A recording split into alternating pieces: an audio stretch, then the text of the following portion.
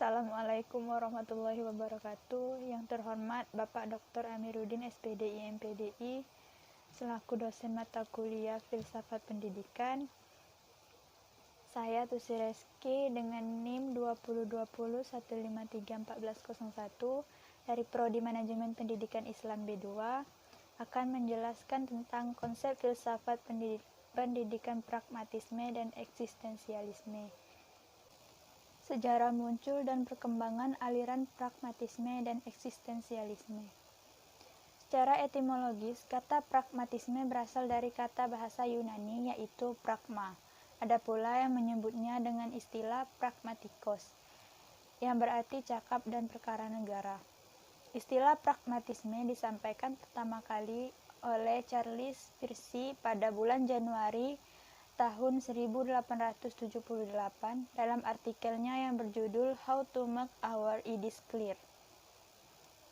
Aliran pragmatisme berkembang di Amerika Serikat, walau pada awal perkembangannya sempat juga berkembang ke Inggris, Prancis, dan Jerman.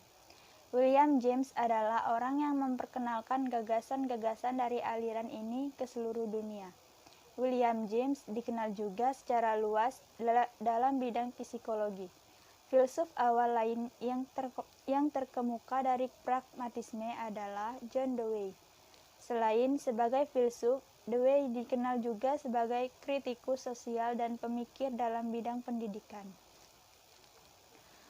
Munculnya aliran eksistensialisme merupakan suatu aliran filsafat yang lahir karena latar belakang ketidakpuasan beberapa filsuf yang memandang bahwa filsafat pada masa Yunani ketika itu seperti protes terhadap rasionalisme Yunani. Khususnya, pandangan tentang spekulatif manusia intinya adalah penolakan untuk mengikuti suatu aliran, penolakan terhadap kemampuan suatu kumpulan keyakinan, khususnya kemampuan sistem, rasa tidak puas terhadap filsafat tradisional yang bersifat dangkal dan primitif yang sangat dan akademik. Eksistensialisme merupakan gerakan filosofis yang muncul di Jerman setelah Perang Dunia Pertama dan perkembangan di proses setelah Perang Dunia Kedua. Bermula dari reaksi terhadap eksistensialisme Hegel yang memandang bahwa konstruksi dipahami sebagai suatu lintasan dari sesuatu yang tidak eksis kepada sesuatu yang eksis. Tokoh-tokoh dan pemikiran pragmatisme dan eksistensialisme. Yang pertama, tokoh-tokoh dan pemikiran pada aliran pragmatisme. 1. Charles Sandri Peirce. Ia menyatakan bahwa suatu dikatakan berpengaruh bila memang memuat hasil yang praktis.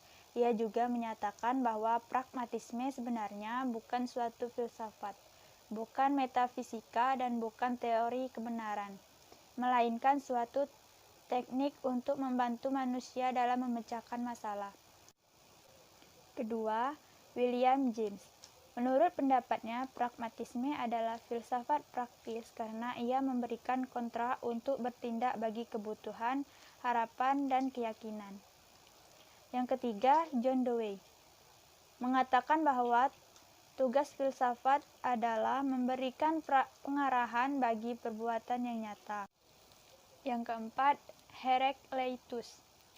Menurut pemikirannya, yang paling terkenal adalah mengenai perubahan-perubahan mengenai alam semesta. Selanjutnya, tokoh-tokoh dan pemikiran pada aliran eksistensialisme. Yang pertama, Søren Kierkegaard. Menurut pemikirannya, manusia tidak pernah hidup sebagai aku umum, akan tetapi hidup sebagai aku individual. Yang kedua, Jean-Paul Sartre. Menurutnya, aliran eksistensialisme yaitu ekstensi dulu sebelum esensi. Yang ketiga, Martin Buber. Menurut pemikirannya, yang bersifat pada perbedaan aku itu dan aku engkau. Yang keempat, Martin Heidegger. Ia berpendapat bahwa keadaan itu terlihat pada eksistensinya. Yang kelima, Karl Jaspers. Menurutnya, dalam filsafat dapat menerima ada atau kebenaran. Dan yang terakhir, Gabriel Maril. Ia berpendapat bahwa aliran ini yang berhubungan dengan wujud dan tema yang sesuai dengan filsafatnya. Konsep pendidikan yang ditawarkan oleh pragmatisme dan eksistensialisme. Yang pertama, konsep pendidikan pragmatisme. Dalam pelaksanaannya, pendidikan pragmatisme mengarahkan agar subjek didik saat belajar di sekolah baik tak berbeda ketika ia berada di luar sekolah. Implikasi dari filsafat pragmatisme terhadap pelaksanaan pendidikan yaitu: yang pertama, tujuan pendidikan adalah memberikan pengalaman untuk penemuan hal-hal baru dalam hidup sosial dan pribadi. Yang kedua, kedudukan siswa. Dalam pragmatisme merupakan suatu organisasi yang memiliki kemampuan yang luar biasa dan kompleks untuk tumbuh. Yang ketiga, kurikulum. Pendidikan pragmatisme berisi pengalaman yang teruji yang dapat diubah. Yang keempat, metode. Metode yang digunakan dalam pendidikan pragmatisme adalah metode aktif. Dan yang kelima, peran guru. Dalam pendidikan pragmatisme adalah mengawasi dan membimbing. Selanjutnya, konsep pendidikan eksistensialisme. Konsep eksistensialisme dikembangkan oleh ahli filsafat asal Jerman, yaitu Martin Heidegger. Merupakan bagian filsafat dan akar metodologinya berasal dari metodologi fenomenologi yang dikembangkan oleh Husserl pada tahun 1859 sampai 1938. Implikasi dari filsafat eksistensialisme terhadap pelaksanaan pendidikan antara lain: yang pertama, tujuan pendidikan, yaitu untuk mendorong setiap individu agar mampu mengembangkan semua potensinya untuk penemuan diri. Yang kedua, kurikulum. Kaum eksistensialisme menilai kurikulum berdasarkan apakah hal itu berkontribusi pada pencarian individu akan makna dan muncul dalam suatu tingkatan kepekaan personal yang disebut Greenie, kebangkitan yang luas. Yang ketiga, proses belajar mengajar. Dalam proses belajar mengajar, pengetahuan tidak dilimpahkan melainkan ditawarkan.